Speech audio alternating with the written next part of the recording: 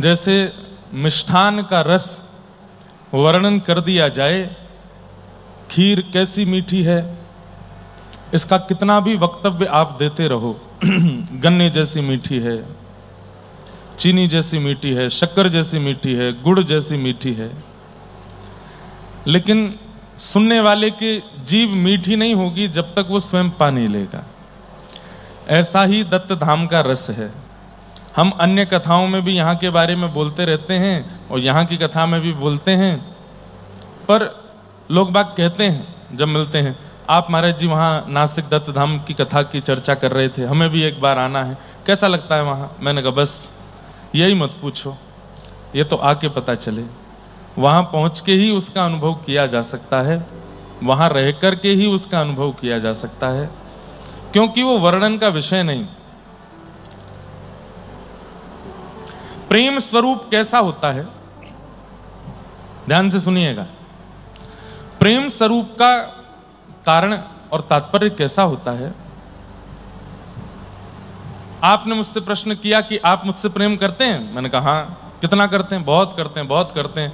क्यों करते हैं? और कारण भी मैंने बता दिया, इसलिए करते हैं, ऐसे ऐसे करते हैं, तो वो प्रेम है नहीं। पर आपने हमसे कहा आप प्रेम करते हैं, तो मुख कुछ नहीं बोल पाया, पर नेत्रों ने प्रश्न का उत्तर दे दिया। जल प्रकट हो गया नेत्रों में, और जीव के पास कोई शब्द ना बचे बताने को, तो समझो ये प्रेम है। और ब्रजवासी हैं हम, ब्रज में रहते हैं, जहां से प्रेम का उद्गम स्थल है।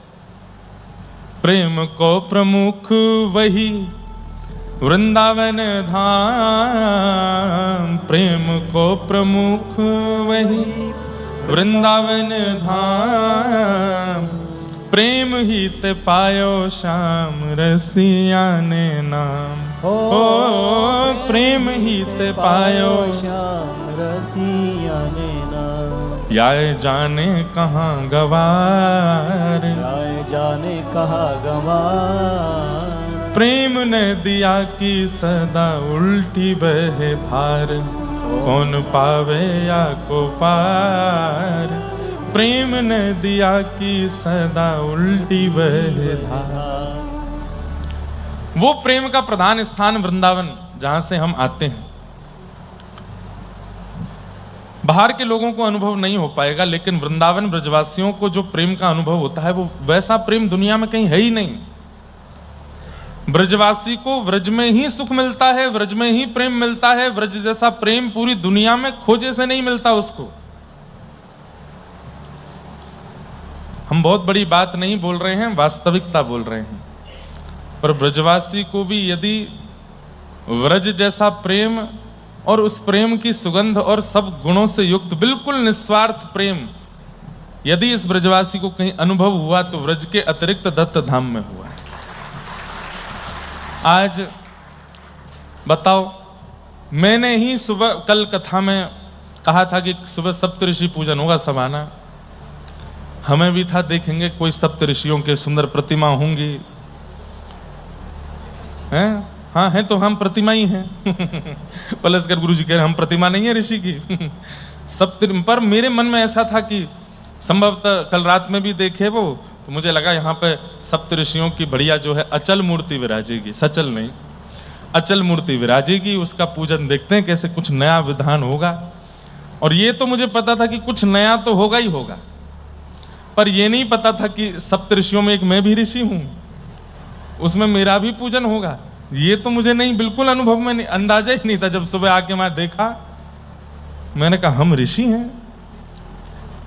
तो फिर जब वहां बैठे और उसके बाद आज पहली बार अनुभव किया कि पंचामृत से नहाने में ठाकुर जी को कितना आनंद आता होगा। जब दही पड़ती है, घी पड़ती है, और फिर बालों से वो निकलती नहीं है। ठाकुर जी भी कह रहे थे, आज दत्त प्रभु सामने खड़े खड़े मानो प्रसन्न हो रहे थे। अब आयो आनंद, ऐसे हमको पंचामृत में नहवाते हो। आज चलिए, वो सब तो एक विषय था, लेकिन प्रेम मैं वर्णन नहीं कर सकता। हमारे महाराज जी मौन रहते हैं, स्पर्श रहते हैं, एक तपस्वी जैसा जीवन है आपका।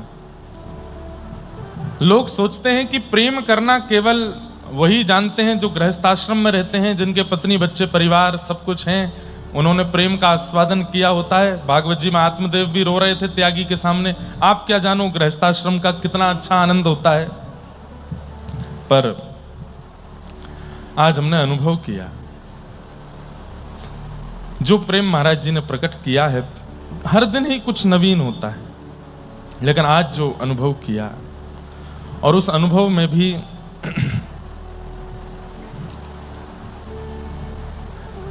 एक बात पक्की लग रही थी कि ये कोई मानवीय प्रेमी व्यक्ति नहीं कर सकता। मानव से प्रेम करने वाला व्यक्ति गुब्बारे लगा देगा, मानव से प्रेम करने वाला व्यक्ति बैंड बाजा मंगवा देगा, मानव से प्रेम करने वाला व्यक्ति सजावट कर देगा, पर मानव से प्रेम करने वाले व्यक्ति के चित्त में इससे अधिक ज्यादा नवीनता नहीं आ सकती। लेकिन हर दिन नवीन है, प्रेम प्रस्तुत करने का जो तरीका है वो हर दिन नया, ये उसी के चित्त का हो सकता है जिसको ठाकुर जी से प्रेम होगा। वो नवनीत है ना। मैया यशोदा के 4 दिना पुरानो निकारो भयो मक्खन ना खामे ठाकुर जी, रोज नयो खानो है। दसम स्कंद में जब दामोदर लीला आती है और श्री यशोदा मैया जब दही मंथन कर रही हैं, तब वहां इस बात का वर्णन शुकाचार्य जी करते हैं कि लाला को नित्य नवीन मक्खन चाहिए। नवीन मक्खन मतलब रोज परिश्रम करो, दही मथो, उसमें से अलग मक्खन निकालो और वो ताजा ताजा मक्खन लाला को पवाओ। वो ठाकुर जी को प्रिय है। कल का निकाला, परसों का निकाला, फ्रिज में रखा है, निकाल करके ठाकुर जी के सन्मुख धर दिया। ठाकुर जी कहेंगे हाँ ठीक है, लेकिन हमको ये प्रिय नहीं है, हम नवनीत हैं, नवनीत चौरम, हमको नया नया मक्खन प्रिय है। ऐसे ही कथा में वक्ता प्रयास करे, हर बार कुछ नया कहे, हर बार कुछ नया प्रस्तुत करे। ऐसे हमारे पूज्य महाराज जी हैं, 15 दिन की कथा हो, मास कथा हो, 7 दिन की कथा हो, हर दिन एक नई योजना होती है, एक नया भाव होता है, और उस भाव में प्रेम के अलावा और कुछ नहीं दिखता।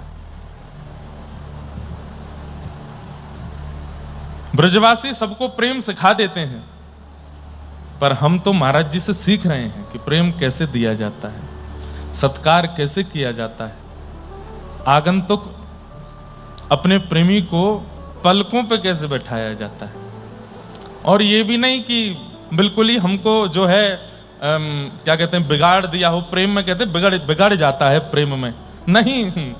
3000 नाम का जप भी चल रहा है, अनुष्ठान भी चल रहा है, स्पर्श भी हैं, मौन भी रह रहे हैं, मतलब तप भी यथा उचित जितना करना चाहिए एक वक्ता को कथा करने समय, वो तप भी चल रहा है। आलस्य नहीं है, आलस्य नहीं लेने दे रहे हैं, बिगड़ने नहीं दे रहे हैं। प्रेम में लाड़ में कहीं बिगड़ जाए व्यक्ति, वो भी नहीं।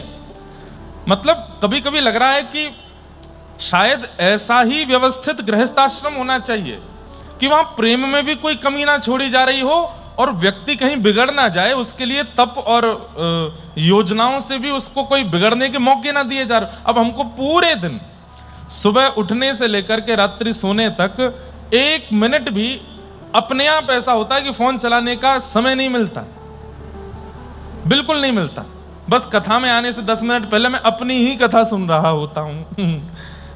कुछ कुछ विषय ऐसे होते हैं, वो कहीं बोले हैं तो वो सुनता हूं तिलक स्वरूप करते समय, बाकी कहाँ क्या चल रहा है। और सत्य बताएं, इतना अच्छा लगता है, ऐसा लगता है कि मानो ये सबसे बड़ा तप है, ये सबसे बड़ा व्रत है, ये सबसे बड़ा नियम है कि इस आधुनिक यंत्र का आप कम से कम उपयोग कर रहे हैं। और वो कैसे हो रहा है? इतना व्यस्ततम जो समय बना दिया। अब दत्त धाम में ये नियम बन चुका है, मास कथा हो, सप्ताह कथा हो, 15 दिन कथा हो, 2.5 से 3 घंटे से ज्यादा सो नहीं सकता हूं मैं। और मेरी क्या, यहाँ तो मैं जो यहाँ बालक यहाँ सब सेवा में रहते हैं, मैं उनके लिए सोचता हूँ। मैं जब देखूंगा मुझे जगह ही मिलते हैं। वो क्रिकेट भी खेल रहे होते हैं, वो वहाँ परोसवाई भी करा रहे होते हैं, वो यहाँ पर फूलों की सजावट भी कर रहे होते हैं, वो मंच की तैयारी भी कर रहे होते हैं, वो गुरुदेवों के कुछ अब कल परसों का उत्सव वहाँ था तो सब चीज़ें बाहर गई, फिर बाहर से फिर भीतर आ रही हैं, ये होगा आज, ये होगा। हर दिन मतलब व्यक्ति पर समय कहाँ है? सुबह 5 बजे उठ जाते हैं, हमारी दिनचर्या सुन लो, 5 बजे उठ जाते हैं, उठ करके फिर अपने परिकर को उठाते हैं, इनसे रोज कहता हूं मैं कि मुझे 5 बजे मेरे द्वार पे मिल जाओ, एक भी नहीं मिलता।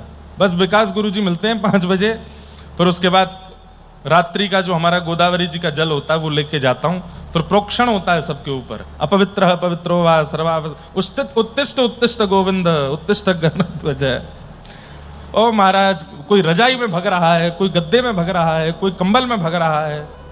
प्रोक्षण क्योंकि अच्छा वाला होता है। 5-5 बजे सुबह ठंडा पानी किसी पर डाल दो कैसा हो। और फिर जाएंगे, पहले तो सहज था, नीचे से सामने ही गोदावरी जी में उतर जाते थे, पर जल का स्रोत अभी बह नहीं रही हैं गंगा जी। नीचे नासिक में काम चल रहा है, कुंभ आने वाला है ना, तो कई घाटों पे काम चल रहे हैं, जल छूट जाएगा तो काम नहीं हो पाएगा, इसलिए पानी रोक रखा है। तो आगे जाते हैं, बड़ा दुर्गम रास्ता है, वहां पर खूब पत्थर हैं, चलते फिरते आ ऊ आवाज निकलती रहती हैं, जैसे तैसे जाते हैं, जाके आंखें पूरी खुली भी नहीं होती हैं। अच्छा, और हमारा तो एक नियम और है, क्योंकि शास्त्राज्ञा है, गुरुजन भी यहाँ बैठे हैं, कि किसी भी देव नदी में अपवित्र अवस्था में प्रवेश नहीं करना चाहिए, बहुत बड़ा पाप लगता है। आप सीधे बेड से उठे और सीधे गोदावरी जी में अगर कूद रहे हैं तो ये अपराध है। आपको कम से कम, चाहे आप, अब वैसे तो स्नान करके जाना चाहिए आपको, यहीं पर थोड़ा जल ऊपर डाल लो, पवित्र हो लो, थोड़े वस्त्र रात्रि वाले बदल के फिर जाओ, लेकिन इतना नहीं तो कम से कम जल हाथ में लेके अपवित्र पवित्रो वा सर्वावस्थांग तो उपवात यह स्मरित पुंडरी काक्षम सवायाभ्यंतर सूची करके फिर जाओ, थोड़े पवित्र होके जाओ। वो भी मंदिर है। फिर वहां स्नान करते हैं, स्नान करके वापस आते हैं, जप में बैठते हैं, 10 बजे तक जप होता है, और 10 बजे की कोई ना कोई योजना बनी रहती है। 10 बजे कभी क्रिकेट है, 2 दिन से क्रिकेट था, आज सप्तऋषि पूजन, वो विश्राम होते होते 12 बजता है। फिर दोबारा गंगा स्नान करने जाते हैं। दोपहर का स्नान थोड़ा सा वृहद होता है, थोड़ा सा लंबा होता है, आधा पौना घंटा स्नान हो जाता है। फिर उसके बाद आके सीधा प्रसाद पाने जाते हैं, प्रसाद से लौट करके कक्ष में आते हैं 1:30-2 बजे। उसके बाद क्रम देखते हैं कि आज कथा में क्या क्रम रखना है, उन क्रमों का एक बार दर्शन करते हैं। भागवत जी की कथा हो तो वहाँ अभ्यास में है, इसलिए ज़्यादा देखना नहीं पड़ता, पर भक्त चरित्र कह रहे हैं तो कुछ कुछ देखने पड़ते हैं। तब तक कथा का समय होता है, फिर तिलक स्वरूप करते हैं, फिर यहाँ कथा सुनाते हैं। 6, 6:30, पौने 7 बजे तक कथा कह के फिर स्नान जाते हैं, फिर आते हैं।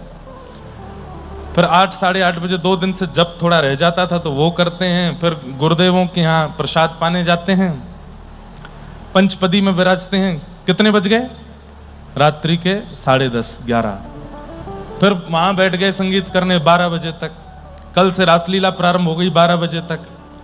12 बजे कक्ष में जाते तो ऐसा नहीं कि महाराज बेहोश होके सो गए, सोते सोते फिर थोड़ी बहुत देर में नींद आती है, 1-1:30 बजे 2 बजे नींद आती है, 5 बजे फिर उठ जाओ। कहां समय मिलता है बताइए? ऐसा ही जीवन यदि पूरा निकल जाए ना, कि संसार के लिए समय ही नहीं है, इतने व्यस्त हैं ठाकुर जी में और ठाकुर जी के कृत्यों में, इसी व्यस्तता में करते करते एक दिन संभवतः श्याम सुंदर श्री दत्त प्रभु, श्री विठलनाथ, जो आपके मन के आराध्य हैं, इतनी व्यस्तता, मतलब एक तो होता है कि मैं संसार में बहुत व्यस्त हूं, दत्त धाम आने के लिए समय निकालूंगा, और यहां पर क्या कर, मैं ठाकुर जी में इतना व्यस्त हूं कि संसार के लिए समय देखता हूं निकलेगा कि नहीं।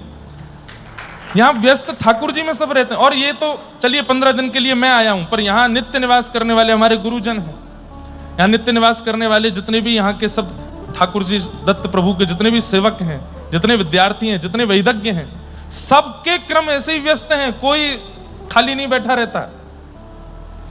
और तब समझ में आता है कि इसे कहते हैं हरिस्मरण, कि 24 घंटे में से केवल, अब मैं कह सकता हूं, दत्त धाम आके मैं कह पाता हूं कि 24 घंटे में से केवल 4 घंटे हैं मेरे पास, जिसमें मुझे स्नान करना है, सोना है, भोजन करना है, फोन देखना है, घर वालों से बात करनी है, आदि आदि जो भी है। बाकी के पूरे 20 घंटे ठाकुर जी को समर्पित रहते हैं दत्त धाम में। ऐसा पूरा जीवन हो जाए तो ठाकुर जी मिल जाएंगे। पर यह भी कह दूं, यहां के मोड़ से जैसे ही राइट टर्न लोगे ना नीचे जाके, और वो रोड दिखने लगेगा त्र्यंबक नासिक वाला, उस पर पहुंचते ही कोई नियम नहीं चलेगा आपका, वहां कर ही नहीं पाओगे। आप यहां से जाने के बाद कितना भी सोच लीजिए, मास कथा में हम सब ने नियम लिया था, जितने भी यहां रहते थे, हम ये ऐसे ही रहेंगे, ऐसे ही रहेंगे, कुछ नहीं हो पाया। फिर सप्ताह के लिए आए पिछली साल, फिर दोबारा नियम अब ऐसे ही रहेंगे, नहीं हो पाए। अब की बार हमने नियम लिया ही नहीं, क्योंकि हमें पता हम हो ही नहीं पाएंगे। यहां क्यों होते हैं? क्योंकि हमारे महाराज जी यहां सामर्थ्य प्रदान करते हैं। संसार में वो सामर्थ्य हम लोगों में रहती नहीं है वो करने की। सामर्थ्य का अपना बल होता है, वातावरण का अपना बल होता है। यहाँ सबके मुख पर दिगंबरा, किसी के मुख पर जय श्री कृष्ण, किसी के मुख पर जय श्रीमन नारायण, राधे राधे, सब भगवान नाम में तल्लीन है। इसलिए वातावरण इतना शुद्ध पवित्र। भगवान नहीं करे, कभी नहीं करें, कभी नजर नहीं लगे, सदा ऐसे ही चलता रहे दत्त धाम का नियम, और हम आते रहे। हमको बहुत लोग बोल देते हैं, क्या आपको ऐसा वहां अनुभव होता है? फिर वही कहूंगा, बताने वाला शब्द ही नहीं है, कैसे बताऊं मैं? आके अनुभव कर जाओ। और उसमें भी एक और बात है, कोई आ भी गया यहां पर तो यहां टिकना बड़ा मुश्किल काम है, सब नहीं रह पाएंगे। और एक और बात कहूं, निस्वार्थ भाव से यहां रहना, और वो भी निस्वार्थ भाव से। निस्वार्थ भाव से मतलब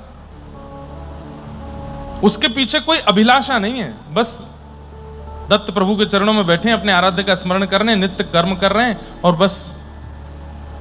एक और चीज हुई है, आज कितने दिन हो गए कथा शुरू हुए? पांचवा दिन है आज। 5 दिन से हमने पैसे का स्पर्श नहीं किया। लक्ष्मी तो सबके ऊपर विराजमान ही है, लेकिन धन का स्पर्श नहीं किया है 5 दिन से। किया है आप लोगों ने? 1 रुपया भी ना, हो ही नहीं सकता। लक्ष्मी का, धन का स्पर्श नहीं हुआ है। सब व्यवस्थित है अपने आप, सब कुछ। चाहे हमारी पदरामनी हो रही हो, चाहे आज का उत्सव हो रहा हो, सब जगह सब कुछ हो रहा है। सब भेंट सामग्री भी मिल रही है, लोग भी आ रहे हैं, वो भी खूब भेंट सामग्री दे रहे हैं। पर इन स्वच्छंद हस्तों से जो नित्य लक्ष्मी स्पर्श होता है वो नहीं हो रहा है। अब लक्ष्मी बार बार कहूंगा तो कहीं कहीं अटपटी लगती है बात, पर धन स्पर्श नहीं हो रहा है। यह भी एक बहुत बड़ी बात है, इससे भी चित्त पर असर पड़ता है। हमारे जितने विप्रदेव आए हैं, हम इन सबको बोले कि आप लोग यहां तो त्रिकाल संध्या कीजिए, भागवत जी का पाठ कीजिए, अनुष्ठान कीजिए, और पहली बार नहीं तो विप्र सदा दक्षिणा के लिए ही विप्र का, वो तो दान लेना दान देना उसका क्रम है, नृत्य क्रम है, उसको ठाकुर जी ने आज्ञा दी है। पर मैंने कहा यहां पे वैसे रहो, बस जप आदि करिए। सबके मन में बड़ी पवित्रता का अनुभव हो रहा है, बहुत कुछ यहां अनुभव होता है। हमारे आज अति प्रिय और अत्यंत पूजनीय हैं, जिनका खूब स्नेह हमको प्राप्त हुआ मास कथा में, जिन्होंने पूरी कथा बैठ करके यहां सुनी, ऐसे हमारे परम पूजनीय श्री मुकुंद काका। आप उनके सुपुत्र, और महाराष्ट्र में अगर हम कहें तो ठाकुर जी की वेद वाणी, ठाकुर जी की भगवत वाणी, ठाकुर जी के सुंदर सुंदर अभंग या ज्ञानेश्वरी का सुंदर प्रवचन से जो लोगों को लाभान्वित करते हैं, ऐसे हमारे श्री गोविंद काका आज आए हैं। उनको बहुत बहुत प्रणाम, बहुत बहुत वंदन। यहाँ आने से पूर्व आपके सुंदर स्थान का दर्शन भी करने को प्राप्त हुआ था। अहिल्यानगर में ही कथा से वहां गए थे। आप भी आज पधारे। आपके 3 पुत्र 1 पुत्री। वैसे तो हमने अहिल्यानगर कथा में उन बालकों का स्मरण किया, पर दत्त धाम के सब बालक वैसे ही हैं। सबके अंदर एक योग्यता तो ऐसी है जो संसार के बालकों में नहीं मिलेगी आपको। 15 वर्ष के बालक, 16 वर्ष के बालक, 14 वर्ष के बालक इतने दीन कैसे हो सकते हैं, इतने सरल कैसे हो सकते हैं, इतना दैन्य, इतना भक्ति, इतना प्रेम उनके चित्त में कहां से आ रहा है। दत्त धाम से जुड़े बालकों का दर्शन करके मन होता है कि कितने सुंदर, कितना मतलब दैन्य, और कितनी, अब क्या शब्द नहीं है मेरे पास। आपके पुत्र, हमारे गोविंद काका के पुत्र, बड़े पुत्र, मझले पुत्र, छोटे पुत्र, आपकी पुत्री, सब एक से एक 15-16 वर्ष की अवस्था में छंदबद्ध करके अष्टकम लिख देना, भगवान की सुंदर स्तुतियों की रचना कर देना, संस्कृत में धारा प्रवाह कुछ वक्तव्य कर देना, ये बहुत सामान्य बात नहीं है। हमारे पलस्कर गुरु जी, उनकी बड़ी पुत्री, छोटी पुत्री। छोटी पुत्री तो गुरुजी कहाँ शास्त्रार्थ, अब वो क्या है वो तो यही बता सकते हैं। वैसे भी भारत में एक या दो, मतलब महिलाओं में पुत्रियों में एक या दो ही होंगे इतने विद्वान, वो शास्त्रार्थ करती है ना। एक बार पिछली बार जब थे तो मुझे सुनाया भी था करके। लेकिन यहाँ बिल्कुल दीन भाव से रहेंगे। हमारे उत्तर भारत में अगर ऐसे बालक चले जाएं और धारा प्रवाह यदि मथुरा, वृंदावन, दिल्ली की गलियों में संस्कृत के शब्द बोल दें तो महाराज सबसे पहले तो मीडिया पीछे लगे, उसके बाद सरकार पीछे लगे, उसके बाद बड़े बड़े उद्योग पीछे लगे। बोले वाह भैया इतने आधुनिक बालक, ये कहाँ हैं? लेकिन यहाँ सब बड़े दीन हैं। वो बिल्कुल ऐसा प्रतीत नहीं होने देंगे अपने स्वभाव व्यवहार से कि उनके अंदर विद्या है, उनके अंदर कोई गुण है। और ये बहुत बड़ा रक्षण है बंधुओं। कोई बहुत धनवान है, वो अपने धन को तिजोरी में ही रखेगा। ऐसा नहीं है कि किसी के पास में अगर करोड़ों की मणि है तो वो अपने घर के बाहर लटका दे उसको कि देखो मेरे पास ये मणि है। आजकल संसार के लोग यही कर रहे हैं, अपने गुण का प्रदर्शन। लेकिन दत्त धाम में आकर के देखिए, सबके हृदय तिजोरी में उनके गुण चुपचाप धरे हैं। किसी के पास विद्या है, किसी के पास संगीत है, किसी के पास अन्य अन्य कलाएं हैं। वो सारी कलाएं गौड़ हैं, छुपी हुई हैं, उनको प्रकट नहीं होने दे रहा है। दीनता के आगे सब कुछ छुपा रखा है। ये अद्भुतता है, ये संसार में देखने को नहीं मिलती है। संसार में व्यक्ति गुणी होते ही उसका प्रदर्शन कर देता है। दत्त धाम का प्रत्येक बालक अगर सोशल मीडिया अकाउंट बना ले और अपने नृत्य का कुछ अपना गुण प्रदर्शित करने लगे, लाखों करोड़ों में फॉलोअर इनके हो जाएंगे। एक से एक गुणी बालक हैं यहां पर। दत्त धाम से जुड़ा हर व्यक्ति गुणी है, गुणों में कोई कमी नहीं है। लेकिन रहेंगे हमारे कृष्णा जी, वो जब गाते हैं शाम को, या तो पंचपदी में गावे या स्वच्छंद भी उनका जब कीर्तन यहां रात्रि में महाराज जी कराते हैं, 8-8, 9-9, 10-10 घंटे रियाज करने के बाद ऐसा गला बन पाता है व्यक्ति का। पर बड़ी सहजता में सुबह 5:30 बजे दत्त प्रभु के सामने सेवा कर रहे होते हैं। अत्यंत गुण आ जाने के बाद में दैन्य नहीं आता है, और यदि गुण आने के बाद दैन्य आ रहा है तो इसका मतलब आपके सदगुरु आपसे बड़े प्रसन्न हैं, तभी ये हो रहा है। नहीं तो गुण के बाद दैन्य नहीं आता। हमारे यहां तो हारमोनियम बजाना सीख जाए तो वो आदमी से आदमी नहीं बोलते। तुम कौन, कहां के हो, अरे हमारे आगे कुछ हो क्या? ऐसा अभिमान हमारे यहाँ के लोग, मतलब मैं क्या कोई उत्तर भारत से नहीं कह रहा हूं या यूपी दिल्ली से नहीं कह रहा हूं, हमारे यहाँ के लोग मतलब दत्त धाम से बाहर निकल के नासिक से लेकर सर्वांगीण विश्व के हम लोग वहीं के हैं ना। दत्त धाम को मैं पृथ्वी का अंग मान ही नहीं रहा हूं, ये पृथ्वी पे नहीं है। पक्की रोड जहां से खत्म होती है वहां से वैकुंठ का रास्ता प्रारंभ होता है, और यहां आते ही चतुर्भुज श्री दत्त प्रभु का दर्शन होता है, और ये वैकुंठ ही है। वैकुंठ में ऐसे ही रहते होंगे, इतने दीन, इतने प्रेमी, इतने क्या बताएं उसका क्या मतलब। वही बात है कि बस मैं कहता चला जाऊंगा पर आप ना समझ पाओगे ना मैं समझा पाऊंगा, ऐसा है। आज जो प्रेम पूज्य महाराज जी ने अद्भुत सबब प्रदान किया, और ऐसा आज पहली बार हुआ ना, हर दीपावली से पहले होता है। हाँ, सप्तऋषि पूजन होता है।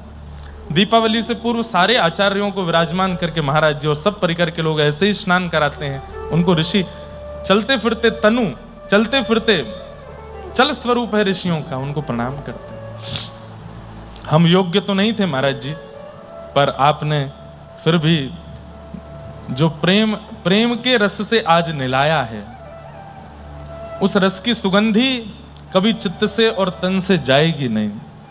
और हम पे पहले ही बहुत ऋण है दत्त धाम का, पर आज एक कंफर्मेशन हो गया। क्या? हम पूरा जीवन भी अगर लगा देंगे तो भी चुका नहीं पाएंगे, ये चुक ही नहीं पाएगा।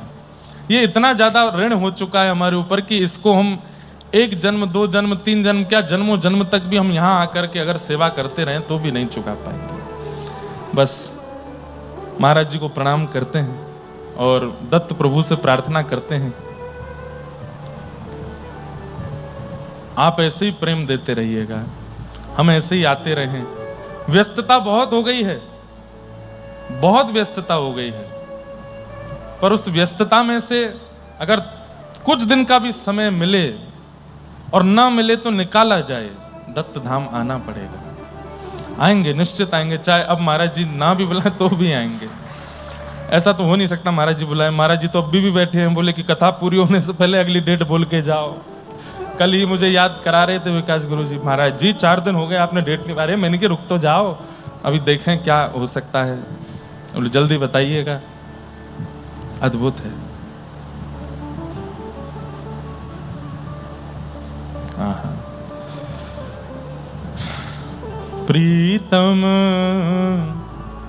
प्रीत ही सौंपे हैं, प्रीतम प्रीत ही सौंपे, प्रीतम प्रीत ही सौंपे, प्रीतम प्रीत ही सौंपे। हो यद्यपि रूप गुण शील सुधरता, यद्यपि रूप शील सुधरमा, यद्यपि रूप गुण शील सुधरता, यद्यपि रूप शील सुधरमा, इन बातन नारी झई हैं, इन बातन नारी झई है। प्रीतम प्रीत ही सौंपे, प्रीतम प्रीत ही सौंपे, प्रीतम प्रीत ही सौंपे हैं, प्रीतम प्रीत ही सौंपे।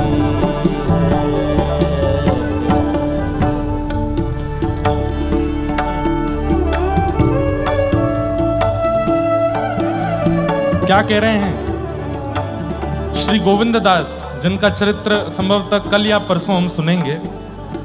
आज तो चतुर्भुज दास जी का चरित्र सुनना है।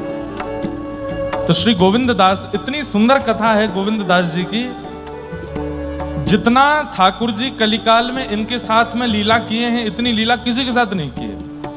और इनकी ठाकुर जी से मीठी नोक झोंक चलती रहती थी। श्री गोविंद दास कहते हैं, प्रीतम प्रीत ही सो पई हैं, यद्यपि रूप गुण शील सुधरता, इन बातन न रिझई हैं। गोविंद दास कह रहे हैं, आप शीलवान हो, आप सुंदर हो, आप सुधरे हुए हो, आप गुणी हो, बहुत ज्ञानी हो, और आपको लगता है इनसे आपको ठाकुर जी मिल जाएंगे? नहीं मिलेंगे। ठाकुर जी केवल एक गुण से मिलेंगे, क्या? प्रीतम प्रीत ही सो पई। आपके अंदर यदि प्रेम है, प्रीति है, तो ही ठाकुर जी आपको मिलेंगे, नहीं तो नहीं मिल सकते। सतकुल जन्म कर्म शुभ लक्षण, सतकुल जन्म कर्म शुभ लक्षण, सतकुल जन्म कर्म शुभ लक्षण, सतकुल जन्म कर्म शुभ लक्षण। वेद पुराण पढ़े हैं, वेद पुराण पढ़े हैं। उच्च ब्राह्मण कुल में जन्म हुआ है, सतकुल जन्म, उच्च ब्राह्मण कुल में जन्म हुआ, धनी मानी परिवार में हुआ, करोड़ों की संपत्ति परिवार में है, ऐसे कुल में जन्म हुआ। कर्म शुभ लक्षण, कर्म अच्छे हैं, लक्षण भी बड़े शुभ हैं, और वेद पुराणों के आप अत्यंत निष्णात विद्वान बन चुके हो, लेकिन तब भी आपको ठाकुर जी नहीं मिलेंगे। कब? अगर चित्त में प्रीति नहीं है। हे गोविंद प्रभु स्नेह सुहालो, गोविंद प्रभु स्नेह सुहालो, हे स्नेह सुहालो।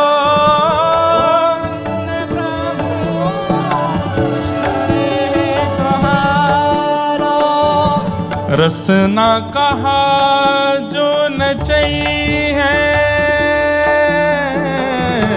रसना कहा।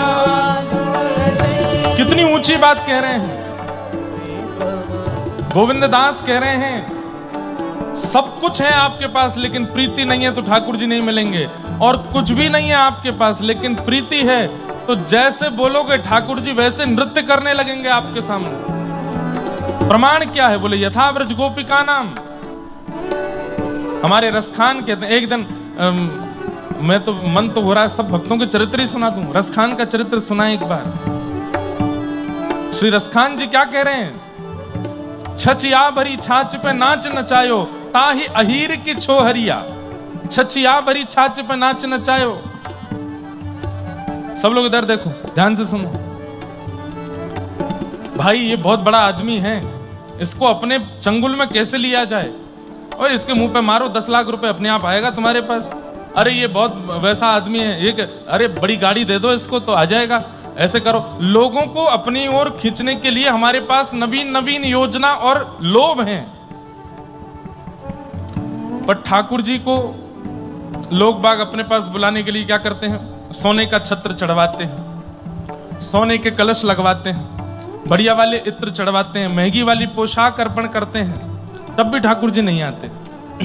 लेकिन रसखान कह रहे हैं ताही अहीर की छोहरिया, छछिया भरी छाछ पे। हाथ ऐसे कीजिए सब लोग अपना, ऐसे हाथ करो एक बार। ये बीच में जो छोटा सा गड्ढा बना है ना, इसको बोलते हैं छछिया। और इसमें जितनी छाछ रुक जाए उतनी छाछ पर कन्हैया दौड़े चले आते हैं। छछिया भरी छाछ पे नाच नचाए। इसमें कितनी छाछ आती है महाराज जी?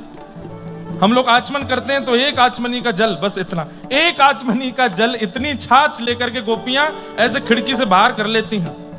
और जैसे कान कुंवर यशोदा मैया के संग जा रहे हैं यमुना जी, छोटे से कन्हैया मैया को पल्लू पकड़ करके जमुना जी जा रहे हैं, तभी गोपियां ऐसे हाथ निकालती हैं और खिड़की से बाहर निकाल के वो छाछ दिखाती हैं ठाकुर को। छछिया भरी छाछ देख के लाला के मुंह से लार टपकने लगती है और मैया का पल्लू छोड़ के गोपी के पास चले जाते हैं। सोई गोपी कहती आजा आजा भीतरा भीतरा भीतरा। और जैसे ठाकुर जी भीतर आते हैं सोई किवाड़ लगा देती है। पीवे को लाला? बोला हाँ पीऊंगो, जल्दी पिवाए दो। अच्छा पहले नाच के दिखा। सो ठाकुर जी नाचते हैं। अच्छा अब एक काम कर, बंदर की तरह करके देखा। बंदर कैसे करे? सो लाला बंदर बन जाते हैं। अच्छा अब एक काम कर, बोले कहा मेरी गोद में आ जा। सो ठाकुर जी जाके गोद में बैठ जाते हैं। अच्छा एक काम कर, बोले कहा मुंह को अपने हृदय से लगा ले। सो छोटे से ठाकुर जी लपक के हृदय से लग जाते हैं। अब पिवाए दे छाछ। अच्छा एक काम कर दे, बोले कहा मेरे सिर पे हाथ धर दे। सो ठाकुर जी हाथ धर दे। एक काम और कर दे, बोले कहा मेरे गाल को स्पर्श कर दे। बोले हाँ कर दे। मेरे वक्ष को स्पर्श कर दे। बोले कर दियो। एक बात कह दे लाला। बोले कहा बोले मैंने तो मुक्ति दई। छोटे से लाला हैं तो ठाकुर जी के मैंने तो मुक्ति दई, अब जल्दी छाछ पिला। सोई गोपी छाछ पिला देती है और मदमस्त लाल जी इतने खुश हो जाते हैं, इतने खुश हो जाते हैं, दौड़ करके यशोदा मैया के पास चले जाते हैं। रसखान के नेत्र सजल हो जाते हैं। ये जगत नियंता जगदाधार परमात्मा पर ब्रह्म है जो छछिया पर छाछ पर रीच करके आ जाता है। नहीं, छछिया पर छाछ को ली बैठी जो गोपी है उसके पास प्रीति है, उस प्रीति के आकर्षण में आते हैं। गोविंद प्रभु स्नेह सुबालो, गोविंद प्रभु स्नेह सुबालो, रसना कहा जो नचई है, ओ रसना कहा जो नचई है, प्रीतम प्रीत ही सौंपे हैं, प्रीतम प्रीत ही सौंपे, हाँ प्रीतम प्रीत ही सौंपे हैं, प्रीतम प्रीत ही सौंपे। यद्यपि रूप गुणशील सुधरता इन बातन न रिझई है। सतकुल जन्म कर्म शुभ लक्षण वेद पुराण पढ़े हैं। गोविंद प्रभु स्नेह सुवालो रसना कहा जो न चय है। प्रीतम प्रीत ही सो प्रेम है। इसी को फिर हिंदी रूपांतरण करके आजकल के कवि, संभवतः है तो पुराना, उन्होंने गा दिया। मोहन प्रेम बिना नहीं मिलता, चाहे कोटि करो उपाय। वो तो प्रेम से ही मिलते हैं। और ये प्रीति कहां से आवे? संसार से प्रेम करना आपको संसार सिखा देगा। ठाकुर जी से प्रेम करना तो साधु ही सिखाएंगे, महात्मा ही सिखाएंगे, संत ही सिखाएंगे, वैष्णव ही सिखाएंगे। ऐसे हमारे पूज्य दत्तदास महाराज, हमारे मुकुंद काका, हमारे गोविंद काका, हमारे समस्त गुरुजन, ऐसे आचार्य ही ठाकुर जी से प्रेम करना सिखा सकते हैं। और वो प्रीति ही हमको सीखनी है भैया। एक बात कहते हैं, वेद पुराण नियम व्रत अनुष्ठान ये सब क्या है? श्री प्रहलाद जी महाराज श्रीमद् भागवत में कहते हैं, न दानम न तपो नेज्य न शौचम न व्रतानि च प्रीयते मलया भक्त्या हरिरन्यत विडंबनम। बहुत ध्यान से सुनिएगा। प्रहलाद जी महाराज उपदेश दे रहे थे सारे दैत्य बालकों को। तो क्या कहते हैं? अरे भैया, तू कहता है कि भगवान की प्राप्ति करो, उनको प्राप्त करने के लिए तो देवता कुल में जन्म लेना होता, हम तो राक्षस हैं। उनको प्राप्त करने के लिए तो व्रत नियम अनुष्ठान संयम आदि आदि सब करना पड़ता है, तब वो मिलते हैं, हम कैसे करेंगे? तब प्रहलाद जी महाराज कहते हैं, न दानम, दान से ठाकुर जी नहीं मिलेंगे, न तपह, तप से भी नहीं मिलेंगे, न शौचम, 3 बार स्नान करने पवित्र रखने से भी नहीं मिलेंगे, न एज्जय, यज्ञ करने से भी नहीं मिलेंगे, न दानम न तपो निज्य न शौचम न व्रतानि च, व्रत करने से भी नहीं मिलेंगे। 30 दिन के महीना में 20 दिन व्रत करो, 10 दिन खाओ तो भी नहीं मिलेंगे। तो फिर एक बालक ने पूछा, तो फिर इन सबको बनाया क्यों जब इनसे मिलने ही नहीं है? वेद अध्ययन की आवश्यकता क्या है? यज्ञ करने की आवश्यकता क्या है? नियम साधन करने की आवश्यकता क्या है? त्रिकाल स्नान संध्या करने की आवश्यकता क्या है? जब इनसे ठाकुर जी मिलते ही नहीं हैं तो फिर इनकी आवश्यकता क्या है? तब एक बहुत सुंदर इसका उदाहरण आचार्य चरणों ने दिया कि भाई देखो, प्रहलाद जी महाराज कह रहे हैं प्रियते मलया भक्त्या। क्या कह रहे हैं? दान कोरे दान से नहीं मिलेंगे, दान में भी प्रेम भक्ति होनी चाहिए। यज्ञ कोरे से नहीं मिलेंगे, उस यज्ञ में भी प्रेम लक्षणा भक्ति होनी चाहिए।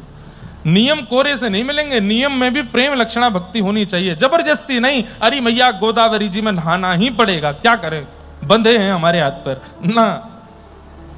प्रेम से 5 बजे सवेरे नेत्र खुलें, 4 बजे नेत्र खुलें तो आलस तो रहेगा, लेकिन तुरंत आलस का त्याग करके बस ऐसे नहीं श्री गोदावरी मैया की गोद में जाना है और इस उत्साह के साथ जाना। तो क्या हो गया? नियम भी हुआ, नियम के साथ प्रेम भी हो गया, नियम के साथ प्रीति भी हो गई। पिताजी ने जबरदस्ती भेज दिया विद्यालय, वेद तो पढ़ने ही पड़ेंगे, गुरुजी अब याद कराएंगे, इतना याद करना पड़ेगा, अब क्या करें मन, ये नहीं। वेद साक्षात ठाकुर जी का स्वरूप है। मैं ठाकुर जी के अंग को पढ़ने जा रहा हूं, ठाकुर जी के अंग प्रत्यंगों से मिलने जा रहा हूं, इस भाव से वेद अध्ययन करने गए तो क्या हो गया? वेद अध्ययन के साथ प्रेम भी हो गया। यज्ञ करने के लिए जा रहे हैं, बोले अब क्या करें, बैठना पड़ेगा, धुआं उठेगा, आंख में घुसेगा, घी डालना पड़ेगा, ऐसा नहीं। यज्ञ नारायण है, इन्हीं यज्ञ नारायण की कृपा से रामावतार हुआ, इन्हीं यज्ञ नारायण की कृपा से पूरे विश्व का सृजन हुआ। ऐसे यज्ञ नारायण की कृपा है कि वे हमारे घर पर विराज रहे हैं। आज पलस्कर गुरुजी ने मुझे यज्ञ की खूब जो यहाँ विधि और इनके क्या क्रम हैं, कल मैं जरूर इस पर पढ़ के बोलूंगा। जो अग्निहोत्र आप लोगों ने धारण किया है, बस इतना समझ लीजिए, ऐसा नहीं है कि ये धारण केवल आपको ही किया गया है। 9 बजे 10 बजे से 10 बजे तो मैं आऊंगा, आप लोगों को तो 9 बजे आना है। 9 बजे आ जाइएगा और फिर कल कथा विश्राम करके प्रसाद पाके फिर महाराज जी बताएंगे, देखो कल भी कुछ होगा कुछ अलग ही होगा। लाल जी के क्रीड़ा जल क्रीड़ा करेंगे। हमारी एक और प्रार्थना, उसमें कल भी मैं निवेदन कर दूंगा, आज भी कर दूं कि बहुत लोग जल में प्रवेश मत कीजिएगा, गिने चुने लोग ही जल में आवेंगे, क्योंकि एक तो जलाशय कम भी है, ठाकुर जी जल के अंदर होंगे तो उनकी भी हमको थोड़ी मर्यादा देखनी है। तो केवल हमारे वैदिक गुरुजी जन, वृंदावन के आए हुए परिकर के सब जन और कुछ जन और जिनको महाराज जी आज्ञा करेंगे, बस वे लोग रहे। बाकी तो दृष्टा बनना, दर्शन कीजिएगा, ठाकुर जी की क्रीड़ा का अनुभव कीजिएगा, बस ये सुख रखिएगा कल का। तो कल इस विषय में मैं कहूंगा जो यहाँ, तो मैं बात पर आता हूं पूरी। यज्ञ से भगवान नहीं मिलते, लेकिन यज्ञ में प्रीति हो तो मिल जाएंगे। व्रत से भगवान नहीं मिलते, लेकिन व्रत में प्रीति हो तो मिल जाएंगे। एकादशी आ गई, ओहो कल का दिन कैसे निकलेगा, ऐसे तो एकादशी रखो ही मत, तो ही बढ़िया है। अगर ऐसा आता है कि अरे भैया कल तो एकादशी, क्या करें, अरे मेरे जन्मदिन वाले दिन एकादशी पड़ गई, कर्म फूटे मेरे, अपने जन्मदिन वाले नहीं खा पाऊंगा कुछ भी। लोग ऐसा सोच लेते हैं, ऐसों को एकादशी करनी ही नहीं चाहिए। उससे बढ़िया है, क्योंकि एकादशी रख करके आप और बड़ा अपराध कर रहे हैं, उसके प्रति दुर्भाव करके। एकादशी तो उत्साह में होनी चाहिए। आज एकादशी है। जैसे दत्त धाम में जो नियमों का पालन है उसमें आराम बहुत कम है, लेकिन ऐसों में भी कई लोग आराम खोज लेते हैं, और कई लोग तो हमारे परिकर के आराम करने ही दत्त धाम आते हैं। इतने तो महाराज जी कथाओं में आराम नहीं मिलता जितना यहां मिल रहा है। एक हमारे पंडित जी हैं, उन्होंने किसी तखत के नीचे अपना बिस्तर लगाया कि महाराज जी मुझे खोज नहीं पाऊं मैं, पर मुझे पता चल गया है। अब उस बिस्तर की खैर नहीं, कल बिस्तर सहित गोदावरी जी पे जाएंगे वो। बैठे हैं क्या यहाँ पे? अच्छा नहीं, यहाँ नहीं है, अभी गए हैं। मैं ऐसे ही बोल देता हूँ, बैठे वालों का तक नहीं तो आप लोग फिर आप ही हो क्या? पिछली बार एक पंडित जी का दांत खो गया था, पूरा दत्त धाम ढूंढ रहा था। कहाँ गए? तो अब आराम जो कर रहे हैं उनके प्रति लगता है यार ये कितने सुखी हैं, इनको कोई अनुष्ठान नहीं है, इनको कोई नियम नहीं है, इनको कोई क्रम नहीं है, बढ़िया सोते हैं 8 बजे तक। आपका अनुष्ठान उसी समय एक प्रकार से खंडित हो गया। क्यों? क्योंकि आपको अपने अनुष्ठान के प्रति प्रीति नहीं है, रुचि नहीं है। आपको आराम करने वाले लोगों के प्रति सुख की इच्छा ज्यादा हो रही है। ये लग रहा है कि ये ज्यादा सुखी हैं, सो रहे हैं, इनको तो उठना नहीं पड़ता जल्दी। उसी समय आपका अनुष्ठान नष्ट हो जाता है। ठीक वैसे ही ठाकुर जी को प्रसन्न करने के अनेक साधन हैं, ठाकुर जी को प्रसन्न करने के अनेक साधन हैं, पर उन अनेक साधन के साथ में प्रेम रूपी रोटी और भक्ति रूपी चावल परोसने पड़ेंगे, नहीं तो ठाकुर जी का पेट नहीं भरेगा, ठाकुर जी आनंदित नहीं होंगे।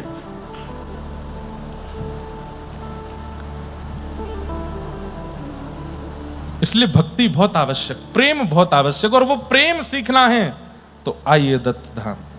वो प्रेम सीखना है तो जाइए किसी सदगुरु की शरण में, जाइए किसी आचार्य की शरण में, रहिए वहां पर। अरे एक वृंदावन में एक महात्मा चले गए कहीं पर, और जिन महात्मा के यहाँ गए उनसे जाके बोले मुझे अपने आश्रम में कोई काम दे दो, कुछ दिन संत संग करना है, मैंने सुना है संतों के संग रहने से प्रेम बढ़ता है। तो महात्मा जी ने कहा गौशाला में गोबर उठाओ। तो उसको सुन के इतना बुरा लगा, मेरे रूप को देख करके, मेरे तन को देख करके इनको एक बार भी नहीं लगा कि मैं गोबर उठाने वाला लगता हूं। अरे कम से कम रसोई में सेवा दे दो, परोसने की रोटी सेवा दे दो, सब्जी बनाने की सेवा दे दो, मंदिर के ऊपर अंदर मार्जन की सेवा, झाड़ू पोंछा की, गौशाला में गोबर उठाऊं मैं? पूछे। और इसके अलावा और कुछ नहीं है तुम्हारा काम, केवल हाथ में परात लिए घूमते रहो, जैसी गैया गोबर करे उसको भरो डालो, यही सेवा है। बेमन से प्रारंभ किया, 1 महीना 2 महीना 6 महीना बाद गुरुजी कुछ और काम नहीं, तुम पर वही काम है, बाकी सब है काम करन, तुम बस गोबर ही उठाओ। 6-7 महीने बाद उसके मन में आया कि यहां प्रेम नहीं मिल रहा है, दुर्गंध मिल रही है, नाक कान सब जगह बिल्कुल गैया का गोबर ही घुस गया है, ऐसी जगह नहीं रहना मुझे। तो जब जा रहा था तो कोई और आया, वो बड़ा दीन था, उसने आकर के गुरुदेव से कहा गुरुदेव कोई सेवा दो। बोले ये जा रहा है, इसकी जगह तुम लग जाओ, गोबर उठाओ। तो वो हंसने लगा, जाने वाला बढ़िया है, मेरी जैसी तेरी भी होगी स्थिति, गोबर उठाता रहे। किस लिए आया था यहाँ पर? बोले गुरुदेव की सन्निधि में रहने से प्रेम बढ़ता है। बोले मैं भी देखता हूं कैसा प्रेम बढ़ेगा। निष्ठा से गोबर ही उठाता रहा। 5 साल बाद जो गया था वो लौट करके आया, देख के आऊं आश्रम में क्या चल रहा है। जब देखने के लिए आया तो महंत जी की गद्दी पे वही बैठा था, गोबर फेंकने वाला। उससे जाकर, भाई तुम वो महंत जी बोले वो तो पधार गए। बोले तुम यहाँ? बोले कि बस गोबर उठाया 5 साल तक, उनसे ही उनके चरणों में बैठता था, खूब प्रेम देते थे। एक दिन उनके प्रवचन में रो रहा था बहुत जोर से, बस प्रेम आ गया था चित्त में। तो मेरे प्रेम को देख करके वो इतने रीझ गए, बस उसी दिन अपने उत्तराधिकारी के रूप में मुझे चुन लिया, बैठ गया। मतलब इसलिए मत आइएगा किसी आचार्य के चरण में कि हम भी उत्तराधिकारी बन जाएं, पर एक बताने वाली बात है कि सद्गुरु आचार्यों की शरण में जाने से, और वो जो कह दें, वो जो काम बता दें आपको, उसको बस कर लीजिए। ये मत सोचिएगा कि छोटा है कि बड़ा है कि कैसा है क्या, ना, बस कर लीजिएगा। जो कार्य दिया है, जितनी सीमा का दिया है, जितनी सीमित अवस्था का दिया, उतने में कर दीजिए उसको लगन के साथ। वो कार्य से ही आपको प्रेम अनुभव होने लगेगा। तो प्रीति, प्रेम, ऐसे दत्त धाम को हम बारंबार प्रणाम करते हैं, बारंबार वंदन करते हैं। और आज के पावन चरित्र श्री कुम्भन दास जी के चरित्र में मेरे बड़े प्रिय हैं। अष्ट सखाओं में श्री कुम्भन दास जी खूब गाया है हमने कुम्भन दास जी के पदों को। वैसे तो आप सुनते जाएंगे तो एक से बढ़कर के एक सारे सखा हैं ही, लेकिन कुम्भन दास जी का ठाकुर जी से एक विशेष प्रकार का प्रेम है, विशेष प्रकार की रुचि है। तो गोवर्धन के पास में एक जमुनावतो गांव है, आज भी कुम्भन दास जी का गांव है, वहां आपका जन्म हुआ। कुलीन अच्छे कुल में आपका जन्म हुआ, लेकिन माता पिता धन संपन्न नहीं थे। प्रसन्न होते हैं तो उसको 2 लक्षण देकर के संसार में भेजते हैं। ठाकुर जी की प्रसन्नता का एक लक्षण है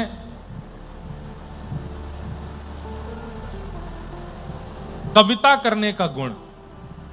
किसी में लेखन का अगर गुण है, संस्कृत के स्तोत्र लिख देता हो, मराठी अभंग लिख देता हो, या हिंदी में कोई गीत संगीत लिख देता हो, पद पदावलियों की रचना कर देता हो, मतलब किसी भी प्रकार से 2 मिनट में जो कवि का गुण जिसके अंदर है, आशु कवि जो है, ये भी समझ लीजिए कि ठाकुर जी उससे रीझ हैं, इसलिए उसको ये लक्षण, ये गुण देकर के भेजा है। और दूसरा, कंठ यदि आपके पास है, स्वर यदि आपके पास है, तो भी ठाकुर जी ने प्रसन्न होकर के आपको इस धराधाम पर भेजा है।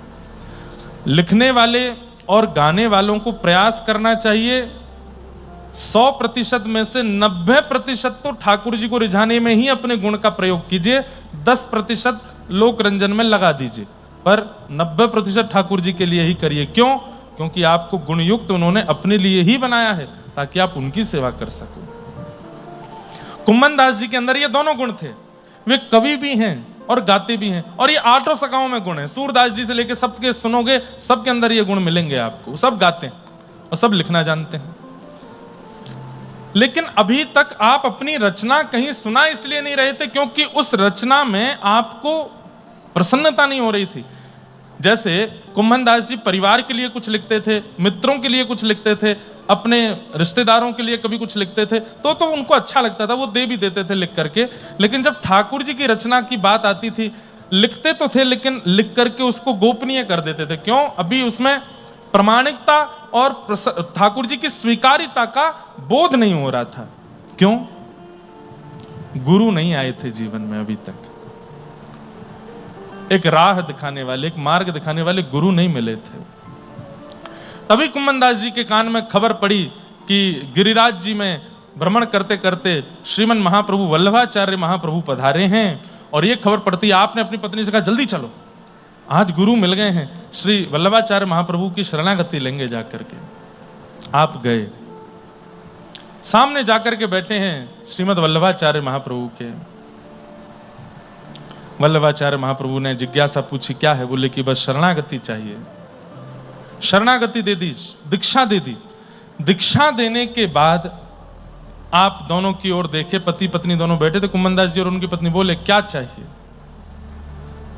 तो इनकी पत्नी जो थी बेचारी बिल्कुल सीधी सादी थी, जैसे ही पूछा क्या चाहिए, इधर उधर देख के बोली संतान नहीं है हमारे, कृपा करके ऐसा कुछ कर दो, कोई मंत्र ऐसा फूंक दो हमारे ऊपर कि घर में एक बालक हो जाए।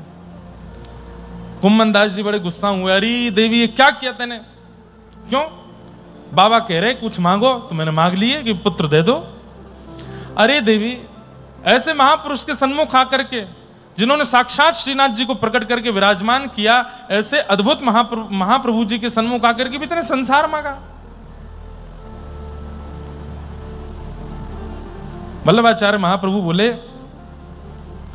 कुछ ऐसे लड़ो नहीं, तुम्हें कुछ और चाहिए तुम बताओ ना। तब श्री कुम्भनदास जी ने अपनी अभिलाषा प्रकट की, श्री वल्लभ की बलिहारी हारी, वल्लभ की बलिहारी सब इनको वचनामृत सींचत, सब इनको कहीं अंतर दुख हारी हो,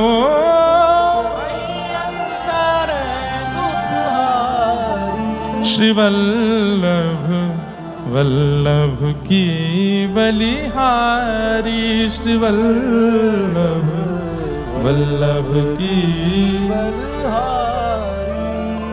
नव निकुंज मंदिर की लीला, नव निकुंज मंदिर की लीला, जहाँ विहरत नित्य बिहारी हो,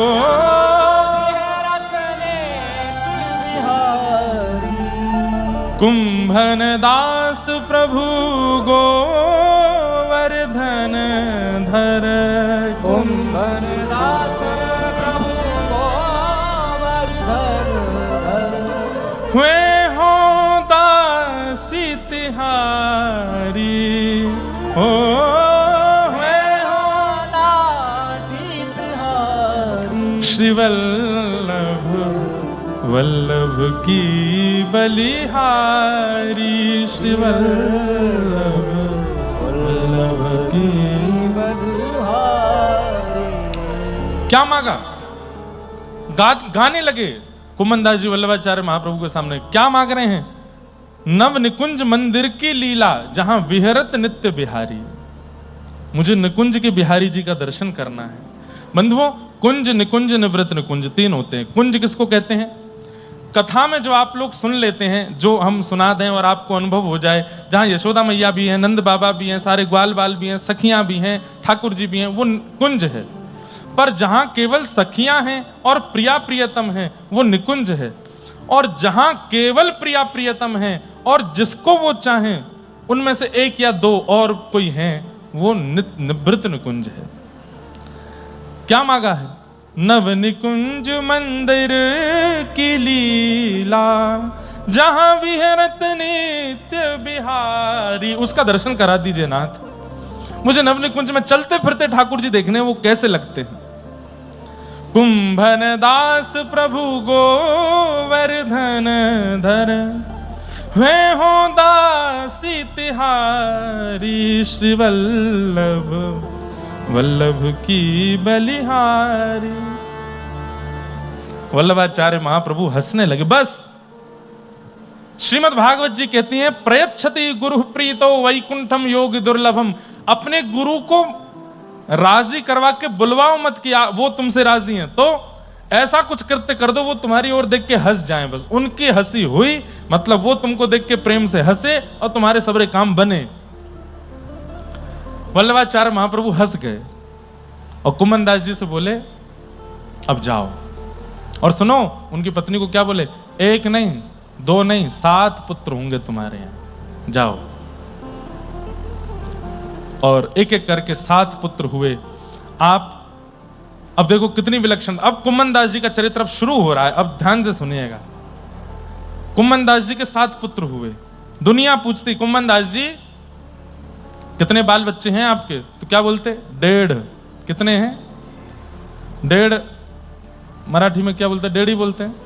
1.5 हैं? समझ गए ना 1.5 का मतलब? मराठी भाषा भी बड़ी अच्छी है। एक बार मैं कहीं कथा कर रहा था तो मैंने कहा ठाकुर जी की ताई जी आई। ताई जी कौन है? रोहिणी मैया। मैंने कहा आपके यहाँ ताई को क्या बोलते हैं? मोटी आई। मोटी आई बोलते हैं ना, बड़ी माँ। अब उसको मोटी आई ट है कि त है? ठ, मोठी। मोठी आई तो ठीक है। उत्तर भारत में अगर ये नाम होता है तो बच्चे तो मोटी मोटी बोलते हैं। मोटी आई मोटी आई कहाँ जा रही? मोटी आई खाना बना दो। और मोटी आई फिर पीछे बेलन लेके भागती है। बताऊं तुझे मोटी बोलता है मोटी आई, बड़ी माँ। अच्छी है, बहुत अच्छी लगती है जब बोलते हैं। मैं बोल नहीं पाता, पर हाँ 3 साल हो गए मुझे नासिक आते हुए और महाराष्ट्र में और भी जगह आते हुए। आता रहा लगातार तो सीख तो जाऊंगा। अभंग तो मैंने याद करने शुरू कर दिए, बहुत जल्दी सीख तो जाऊंगा। और जिस दिन सीख गया उस दिन तुकाराम जी, नामदेव जी, जनाबाई सबके पद याद करके, अभंग याद कर करके फिर कथा में गाया करूंगा।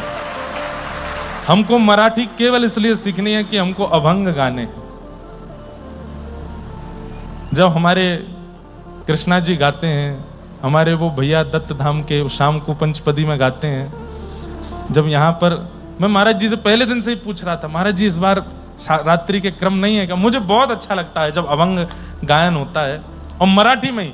कभी कभी हिंदी में सुनाते हैं, बोले महाराज जी को हिंदी। मैंने नहीं, हिंदी नहीं, आप मराठी सुनाओ, समझ में नहीं आएगा चलेगा, सुनना है। वो जो भाषा शैली है ना, और जैसे उसका गायन होता है, इतना सुख मिलता है, बहुत अच्छा लगता है। तो कुम्मन दास जी कहते मेरे 1.5 पुत्र हैं। किसी ने कहा 1.5 पुत्र? 1 होते हैं, 2 होते हैं, 1.5 तो किसी के नहीं होते। बोले मेरे 1.5 हैं। क्यों? बोले एक मेरा पुत्र जो है वो पूर्ण भक्त है, इसलिए वो पूरा पुत्र है, और एक जो है वो आधा भक्त है। आधा भक्त कैसे? बोले मंदिर नहीं जाता, संध्योपासन नहीं करता, गुरु दीक्षा नहीं ली है, और कुछ नहीं, बस गौ सेवा करता है, इसलिए आधा भक्त है। इसलिए मेरे 1.5 पुत्र हैं। एक पूरा है, एक आधा है। बाकियों को मैं पुत्र मानता ही नहीं हूं। क्यों? वो भजन नहीं करते, कीर्तन नहीं करते, मंदिर नहीं जाते, गुरुदेव से नहीं मिलते, उनको मैं पुत्र ही नहीं मानता। ऐसा त्यागी देखा?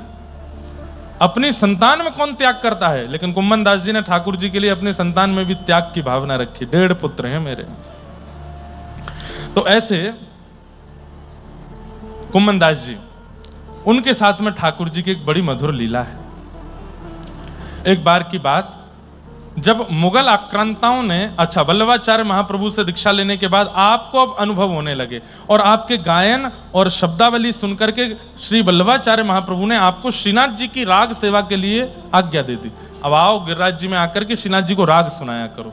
तो नित्य जाया करते थे, वहां जाकर के राग सेवा करते थे।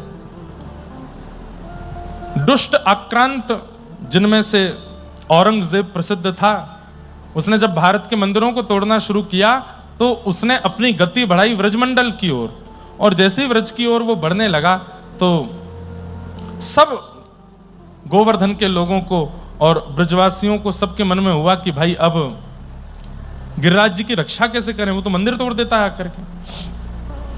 सब बैठ करके मंत्रणा कर रहे थे, चिंतन कर रहे थे, क्या करें क्या करें क्या। इतने में ही गर्भगृह से आवाज आई, बोले यहां से कहीं और ले चलो मोकू। ठाकुर जी बोले, कुम्मन दास जी के कान खड़े हुए, बोले कौन बोला कौन बोला?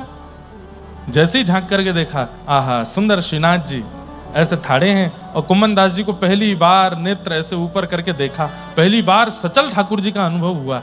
कुम्मन दास जी तो बिल्कुल आनंद में भर गए। ठाकुर जी बोले, अरे भैया आनंद में मत भरे, बेहोश है के चक्कर खाई के मत गिरियो, वो ले छारो है, मंदिर ने तोड़े, या तो पहले आवे मुँह को कहीं और लेके चलो। जय जय, कहाँ लेके चले? बोले तोड़ को घनो एक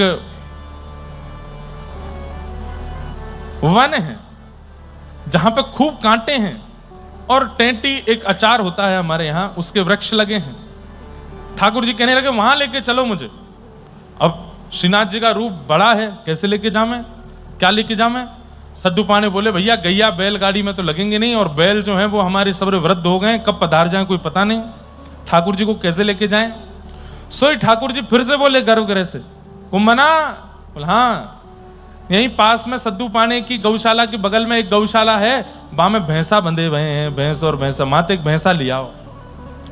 तो सबरे बोले जय जय, आप भैंसा की सवारी करोगे? क्यों ना कर सके हम? बोले जय जय भैंसा, अरे हमारे साली की सवारी है। यमुना जी हमारी पत्नी है, पटरानी है, और यमुना जी को भैया कौन है? यमराज। और यमराज काय पे बैठे? भैंसा पे। तो हमारे सारी की सवारी है, और सारे की सवारी पे तो जीजा को पूरा अधिकार रहे। खूब हमने गरुड़ की वाहन बने हैं, खूब गरुड़ वाहन बन के उड़ाए हैं, खूब हमने अनेक अनेक वाहन देखे। आज अपने सारे के वाहन पे बैठेंगे। लेके आओ बा भैंसा को। अब महाराज भैंसा लेकर के आए। वाकू पहले इत्र से तो स्नान करायो, इत्र से स्नान कर, गंगा जल से स्नान करा के इत्र लगायो। इत्र लगा करके वहां पर खूब मखमली चद्दर आदि सब बिछाई, खूब मलमल के वस्त्र लगाए, मसनद गद्दी लगाई वहां के ऊपर। इतने में भैंसा चिल्लाने लगो, ये काय रो पीछे। बोले भैया ये वजन सह पाएगो कि नहीं? भैंसा समझते हैं ना, भैंसा भैंस तो समझते होंगे। यहां दिखा नहीं मुझे, महाराष्ट्र में होते तो होंगे, हैं खूब हैं। हमको पता नहीं महाराष्ट्र का अच्छा वाला पोर्शन ही दिखता है।